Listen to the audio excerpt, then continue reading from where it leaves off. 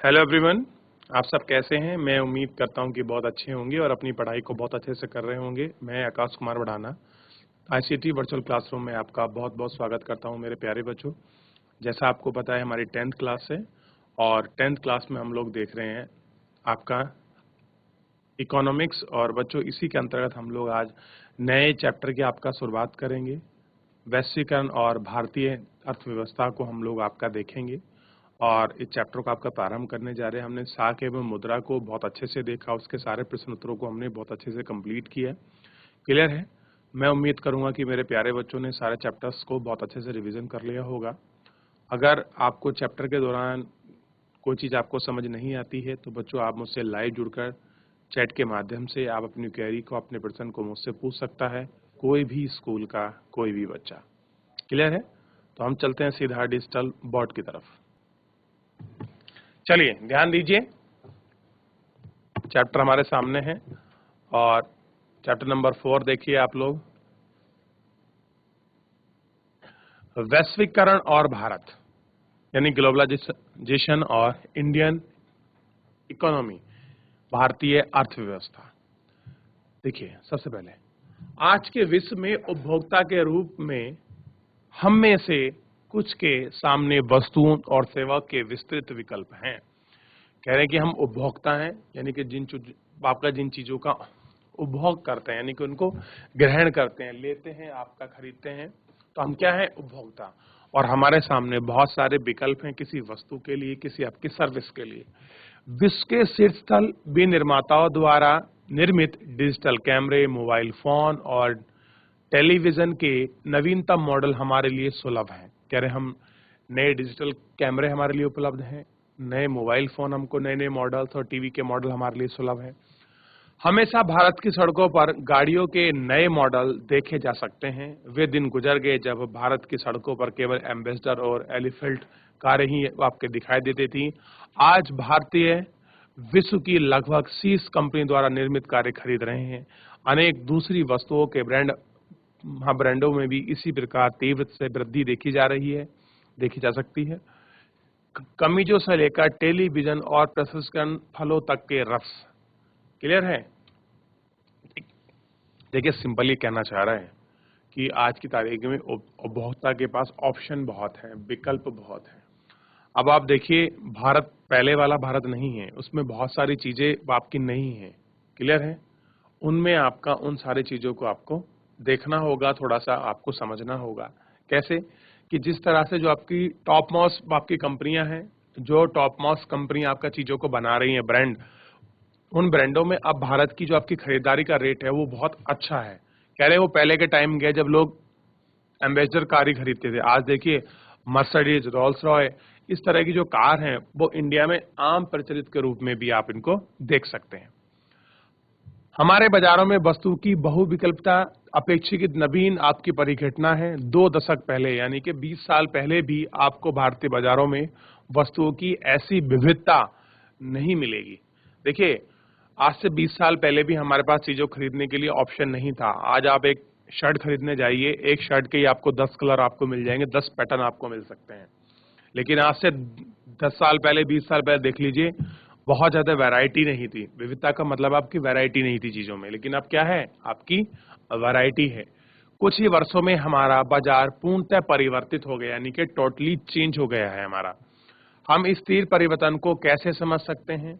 ऐसे कौन से कारक हैं जो इन परिवर्तन को ला रहे हैं और ये परिवर्तन लोगों के जीवन में किस प्रकार आपका प्रभावित कर रहे हैं? इस अध्याय में हम इन सब प्रश्नों पर आपका विचार करेंगे। ठीक है। इन सभी चीजों को देखेंगे कि कैसे जो आपके तेजी से आपके परिवर्तन हो रहे हैं, ये कैसे लोगों के जीवन में आपका प्रभावशाली है। इन पर हम सब आपका अच्छे से आपका विचार करेंगे। देखिए बच्चों, जब मैं अपनी कक्षा पढ़ाता हूँ तो 6 क्लास के बच्चे, 7th, 8th, 9th, 10th के बच्चे जो हैं सब बढ़ चढ़कर अपना हिस्सा लेते हैं और चैप्टर को सेल्फ पढ़ते हैं और मैं उनको फिर एक्सप्लेन करता हूँ। तो आज इसी क्रम में हम कुछ आपका बात करने वाले हैं। कोई भी स्कूल का कोई भी आपका वॉलंटियर बच्चा खड़ा हो, माइक ले और चैप्टर को पढ़ना प्रारंभ करे। देखिए अंतर्देशीय उत्पादन के विषय में हम लोग पढ़ेंगे। अंतर्देशीय उत्पादन का मतलब है जो हमारे देश के अंदर जो आपका प्रोडक्शन हो रहा है किसी भी वस्तु या सर्विस का, उसके विषय में हम लोग आइए पढ़ते हैं। इस पर हम लोग आपका बात करेंगे। 20वीं शताब्दी के मध्य तक उत्पादन मुख्य देश की सीमा के भीतर ही सीमित था। यानी कि जो आपकी 20th आपका सेंचुरी थी, उस सेंचुरी में जो आपका प्रोडक्शन हो रहा था वो प्रोडक्शन क्या था, देश के सीमा के भीतर ही आपका सीमित था। इन देशों की सीमाओं को लांघने वाली वस्तुओं में केवल कच्चा माल, खाद्य पदार्थ और तैयार उत्पाद ही थे। यानी कि अगर भारत से बनी वस्तुएं कुछ बाहर जा रही थी तो उन बाहर जाने में क्या था, केवल आपका कच्चा माल बाहर जा रहा था, या कुछ खाने पीने की चीजें थी, या फिर उनसे तैयार किए गए कुछ उत्पाद थे जो भारत से बाहर आपका जा रहे थे। भारत जैसे उपनिवेश से कच्चा माल एवं खाद्य पदार्थ निर्यात होते थे और तैयार वस्तुओं का आयात होता था। व्यापार दूरस्थ आपका देशों को आसपास में जोड़ने का मुख्य जरिए था। यह है बड़ी कंपनियां जिन्हें बहुराष्ट्र कंपनियां कहते हैं, परिदृश्य से उभरने से पहले का युग था। अब देखिए इसको क्या बोलते हैं आपका, हम इसको बहुराष्ट्र कंपनी कहते हैं। ठीक है, मल्टीनेशनल कंपनी जिनको बोलते हैं, ये क्या है, आपकी बहुराष्ट्र कंपनी है। ये क्या करती हैं बच्चों, देखिए एक दूसरे आपको देश को व्यापार के माध्यम से आपका जोड़ने का प्रयास करती हैं। क्या करती हैं, जोड़ने का प्रयास करती हैं। ठीक, के परिदृश्य से उभरने से पहले का युग है एक बहुराष्ट्र कंपनी वह है जो एक या एक से अधिक देश में उत्पादन पर नियंत्रण अथवा अपना स्वामित्व रखती है। यानी कि आप किसको मल्टीनेशनल कंपनी कहेंगे, मल्टीनेशनल कंपनी वो है जो एक या एक से अधिक देशों में उत्पादन और नियंत्रण अथवा अपना जो स्वामित्व है वो आपका रखती है। बहुराष्ट्र कंपनी उन प्रदेशों के कार्यालय तथा उत्पादन के लिए कारखाने स्थापित करती है जहां उन्हें सस्ता श्रम और अन्य संसाधन मिल सकते हैं। उत्पादन लागत में कमी करने तथा अधिक लाभ कमाने के लिए बहुराष्ट्र कंपनियां ऐसा करती हैं। कह रहे हैं कि उत्पादन लागत में कमी करने और अधिक लाभ कमाने के लिए बहुराष्ट्र कंपनी क्या करती हैं, ऐसा करती हैं। निम्न उदाहरण पर आपका विचार कीजिए। कह रहे कुछ उदाहरण हैं जिन पर आपको विचार करना है। इस उदाहरण में बहुराष्ट्र कंपनी केवल वैश्विक स्तर पर ही अपना उत्पाद नहीं बेच रही है, बल्कि अधिक महत्वपूर्ण यह है कि वस्तुओं और सेवा का उत्पादन विश्व स्तर पर कर रही है। अब देखिए ये जरूरी नहीं कि वो अपना उत्पाद बेच रही हैं, लेकिन सबसे अधिक महत्वपूर्ण क्या है कि वो अपनी वस्तुओं को और जो उनकी आपके सर्विस है उसका जो आपका प्रोडक्शन है वो पूरे वर्ल्ड लेवल पर कर रहे हैं। परिमाणतः यानी कि जो आपका रिजल्ट है उसका उत्पादन प्रक्रिया क्रम से जटिल ढंग से संगठित होती है। यानी कि एक बहुत आपका एक लंबा प्रोसेस है जिसके माध्यम से आपका क्या होती है, वो फुलफिल होती है।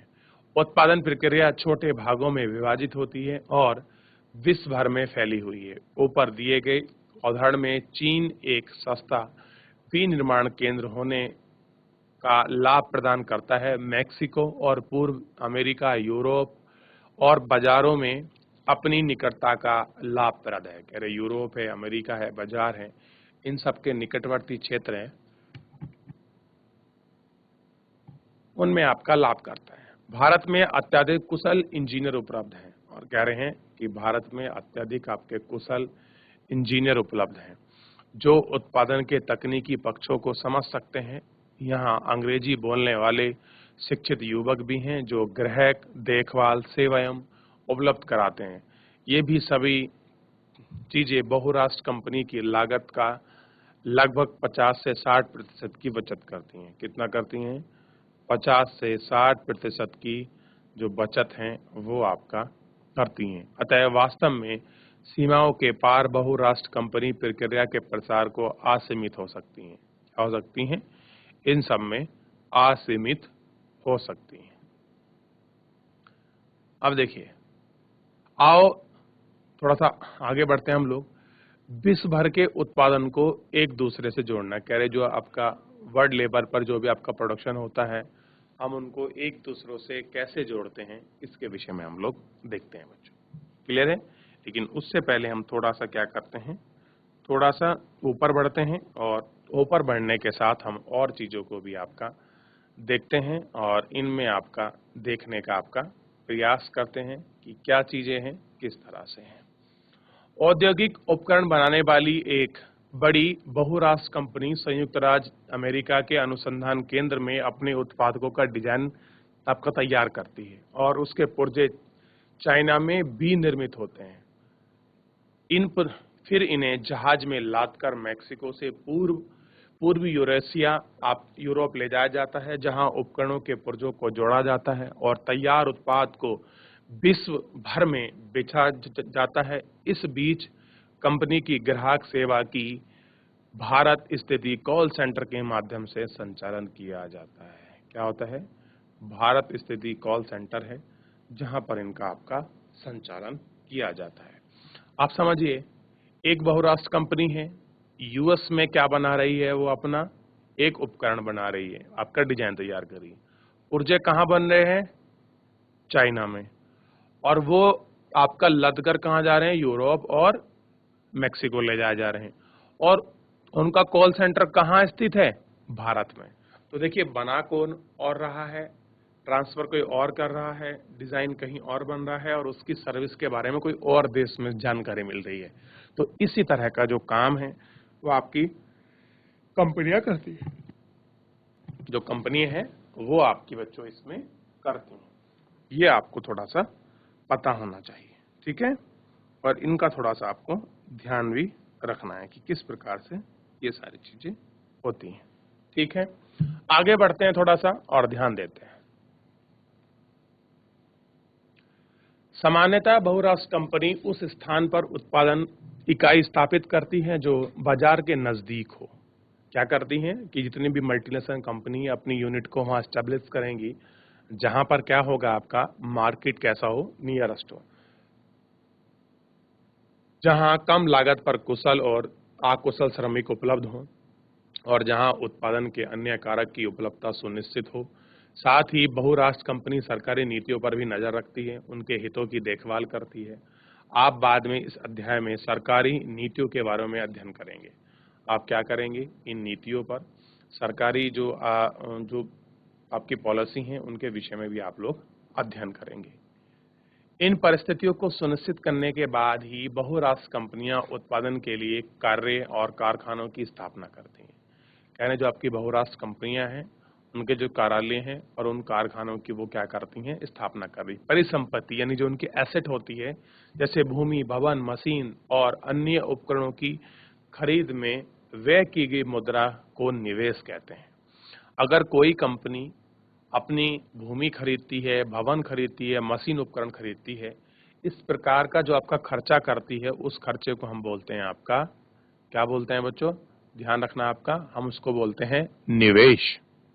क्या बोलते हैं? निवेश, यानी कि इन्वेस्टमेंट।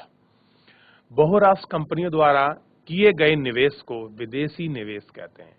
अगर कोई आपका मल्टीनेशनल कंपनी आपका किसी देश में आपका निवेश करती है तो हम क्या बोलते हैं उस चीज को आपका, कि फॉरेन इन्वेस्टमेंट है, विदेशी निवेश है।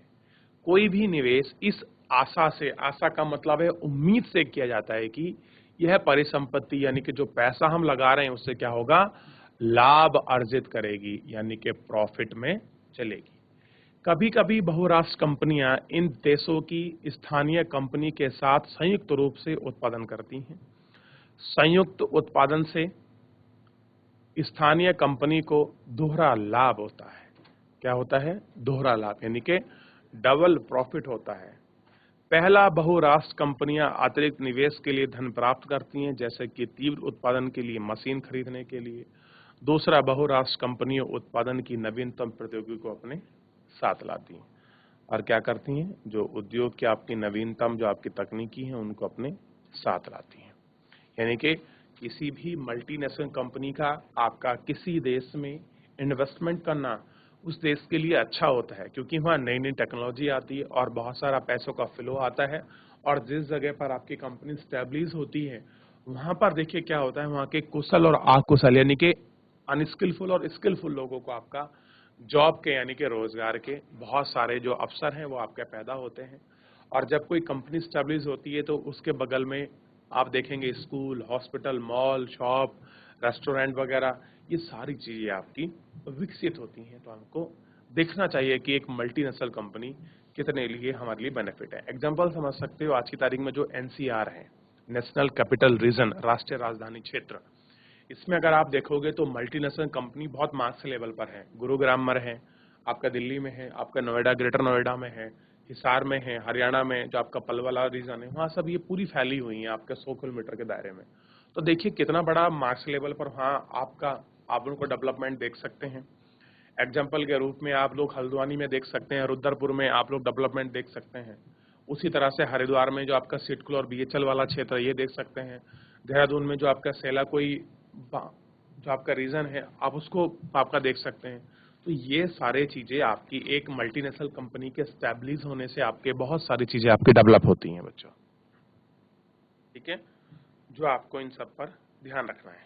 ठीक, चलिए आगे देखते हैं और इन पर हम लोग आगे बढ़ के एक एक तरीके से हम लोग इन पर बहुत अच्छे से आपका बात करेंगे और उनको जानने का प्रयास भी करेंगे। ठीक है, देखिए, लेकिन बहुराष्ट्र कंपनियों के निवेश का सबसे आम रास्ता स्थानीय कंपनी को खरीदना और उसके बाद उत्पादन का प्रसार करना है। अपार संपदा वाली बहुराष्ट्र कंपनी यह आसानी से कर सकती है। उदाहरण के लिए, एक बहुत बड़ी अमेरिकी बहुराष्ट्र कंपनी कारगिल फूड ने परख फूड जैसी छोटी भारतीय कंपनी को खरीद लिया है। क्या करा है कि एक बड़ी अमेरिकी बहुराष्ट्र कंपनी कारगिल फूड ने परख फूड जैसी भारतीय छोटी कंपनी को आपका खरीद लिया है। परख फूड ने भारत के विभिन्न भागों में एक बड़ा विपणन तंत्र तैयार किया। विपणन का मतलब है आपका मार्केट, यानी कि बाजार आपका तैयार किया है। क्या किया है? जो आपका विपणन है वो आपका रेडी किया है, जहां उन्हें ब्रांड काफी प्रसिद्ध हैं, कह रहे जो उनके द्वारा बनाई गई आपके ब्रांड है, जो आपकी चीजें हैं वो काफी फेमस हैं। परख फूड अब 4 तेल शोधक केंद्र भी है जिस पर आप कारगिल का नियंत्रण है। अब कारगिल 50 लाख पैकेट प्रतिदिन निर्माण क्षमता के साथ भारत में खाद्य तेलों की सबसे बड़ी उत्पादक कंपनी है। कैसी है? 50 लाख पैकेट के साथ उनके लिए कैसी है? आपकी बड़ी खाद्य कंपनी है। वास्तव में कई शीर्ष स्थल बहुत राष्ट्र कंपनियों की संपत्ति विकासशील देशों की सरकारों के संपूर्ण बजट से भी अधिक है। ऐसी अपार संपत्ति बहुराष्ट्र कंपनी की शक्ति को आपका प्रभावित करने का विचार है। क्या है? इन सभी को आपका प्रभावित करने का भी उनका अपना विचार है। बहुराष्ट्र कंपनियां एक अन्य तरीके से उत्पादन पर नियंत्रण करती हैं।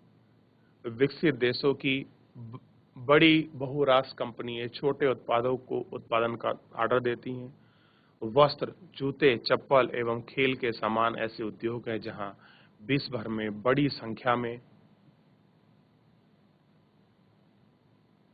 संख्या में छोटे उत्पादों का उत्पादन किया जाता है। बहुराष्ट्र कंपनियों को इन उत्पादन की आपूर्ति की जाती है, फिर इन्हें अपने ब्रांड के नाम से ग्राहकों द्वारा बेची जाती हैं। इन बड़ी कंपनियों में दूरस्थ उत्पादन की मूल्य, गुणवत्ता, आपूर्ति, श्रम शर्तों का निर्धारण करने का प्रचंड मात्रा की क्षमता होती है और कहती हैं कि बहुत इन्हें अच्छे लेवल की मात्रा करने में ये कैसे उसको वैल्यू बनाएंगी, कैसे उनकी गुणवत्ता होगी, इन सब चीजों पर वो बहुत अच्छे से काम करती। इसी प्रकार हम देख सकते हैं कि बहुराष्ट्र कंपनी कई तरह के अपने उत्पादन कार्य का प्रसार कर रही हैं और विश्व के कई प्रकार की स्थानीय कंपनी के साथ पारस्परिक संबंध स्थापित कर रही हैं। स्थानीय कंपनी के साथ ही जिम्मेदारी द्वारा आपूर्ति के स्थान कंपनी का इस्तेमाल करके स्थानीय कंपनी के निकट प्रतिस्पर्धा अथवा उसके खरीद कर बहुराष्ट्र कंपनी को दूसरे स्थानों में उत्पादन का अपना प्रभाव जमा रही है। क्या कर रही हैं? उन सारी चीजों का जो प्रभाव है वो आपका जमा रही है। परिमाणतः दूर दूर स्थानों पर फैले उत्पादन पर इस पर परस्पर आपका संबंधित हो रहे हैं, कह रहे हैं एक दूसरे से आपका संबंधित हैं। तो इनको आपका समझने का और इनको जानने का जो है थोड़ा सा प्रयास आपको करना चाहिए। अब देखिए, लुधियाना के एक घर में बहुराष्ट्र कंपनी के द्वारा फुटबॉल निर्माण का चित्र। अब जो फुटबॉल है, एक मल्टीनेशनल कंपनी है जो आपका फुटबॉल बनाती है, लेकिन वो फुटबॉल कहाँ बन रही है? गांव में बन रही है। देखिए, दिखाया गया है चित्र आपको, इसको देखिए। और जितना पढ़ा है इसमें से अगर कोई आपका डाउट है, कोई प्रश्न है, कोई चीज आपको समझ नहीं आई है, तो मेरे प्यारे बच्चों आप मुझसे पूछ सकते हैं, ठीक है? चलिए, कोई भी आपका डाउट बनता है तो आप इसमें समझ सकते हैं। किसी बच्चे का कोई डाउट, कोई ऐसी चीज जो आपको समझ नहीं आई हो? सबको समझ आ रहा है? बताइए बच्चों। चलिए, ठीक है, एक बार वापस देखते हैं हमने क्या क्या पढ़ा। सबसे पहले हमने बहुराष्ट्र कंपनी के विषय में पढ़ा कि आपकी मल्टीनेशनल कंपनी क्या होती हैं, कैसे किसी को हायर करती हैं और कैसे एक दूसरे के साथ वो अपना उत्पादन को वो आपका जोड़कर देखती हैं, इसके विषय में हमने देखा। और एक इसको हमने समझने का प्रयास किया कि कोई आपकी मल्टीनेशनल कंपनी है वो कैसे अपनी सर्विस देती है, कैसे उसका कॉल सेंटर किस देश में है, कहाँ उसकी मैन्युफैक्चरिंग, कहाँ से वो आपके चीज़ें वो आपके ट्रांसफ़र होती हैं, इनको समझने का प्रयास किया। और अंतर्देशीय प्रोडक्शन क्या है उसको हमने जाना। और इन्हीं सभी चीज़ों पर हमने आपका एक एक करके आपका गौर किया। क्लियर है मेरे प्यारे बच्चों? चलिए, ठीक है।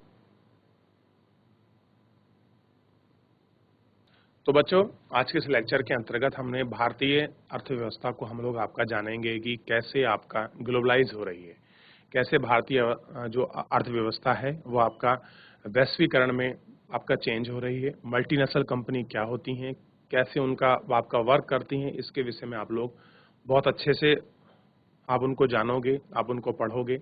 और मल्टीनेशनल कंपनी का जो आपका प्रोडक्शन होता है वो किस प्रकार होता है, कैसे वो काम करती हैं, इन सब के आपके विषय में आपको जानने का आपको मौका मिलेगा। देखिए, आप सारे चैप्टर का बहुत अच्छे से आपका रिवीजन करते रहिए, ताकि आपका कोर्स जो आपका धीरे धीरे आगे बढ़ रहा है, आप पुराना रिवीजन करते चलिए, उनके क्वेश्चन आंसर को आप लोग करते चलिए। बोर्ड की आपकी परीक्षा है इस वर्ष आपका, तो आप जितना उनको रिवीजन करेंगे, जितना आप अपनी तरफ से रेडी रहेंगे सारे विषयों को लेकर, आपके लिए ये परीक्षा उतनी आसान हो जाएगी और आपका सरल हो जाएगी। आप पर जो आपकी आपकी पढ़ाई है उसका फोर्स आपके ऊपर नहीं रहेगा। आप चीज़ों को स्वतंत्र रूप से बहुत अच्छे से कर सकते हैं। इसी तरह से अपनी पढ़ाई को करिए, सब विषय को प्रॉपर समय दीजिए, सबका रिवीजन कीजिए, ताकि आपकी पढ़ाई एक बहुत अच्छे ढंग से हो सके और एक वेल प्लान तरीके से आप लोग बच्चों चल सकें। तो आज के लिए इतना ही बच्चों, मिलते हैं नेक्स्ट लेक्चर में। तब तक अपना ध्यान रखिए, स्वस्थ रहिए और अपनी पढ़ाई को बहुत अच्छे से करते रहिए। मुझसे जुड़ने के लिए आपका बहुत बहुत धन्यवाद।